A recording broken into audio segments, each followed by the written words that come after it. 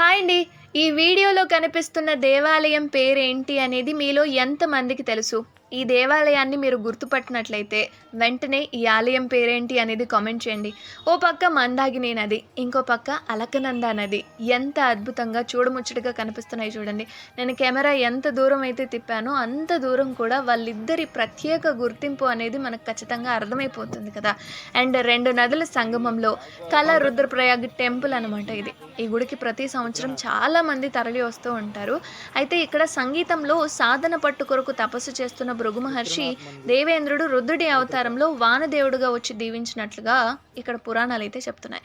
And మరొక విషయం ఏంటి అంటే శివపార్వతుల వివాహానికి సంబంధించింది కూడా ఈ ఆలయం. ఇక పరమేశ్వరుడు పార్వతితో కలిసి 7 అడుగులు ఇక్కడే వేసినట్లుగా చెప్తారు. వైవాహిక జీవితంలో ఇబ్బందులు ఉన్నా సుఖ సంతోషాలతో సాగిపోవాలన్నా దంపతులందరూ కూడా ఇక్కడికి వచ్చి శివపార్వతుల అనుగ్రహం తీసుకోవడానికి దేశ విదేశాల నుంచి కూడా వస్తూ ఉంటారనమాట. అంటే కుటుంబం, భార్యాభర్తలు, పిల్లలు చక్కగా చల్లగా ఉండాలి అంటే ఈ ఆలయాన్ని దర్శించుకోవాలన్నమాట. ఇంతకీ సబ్స్క్రైబ్ చేసుకున్నారా?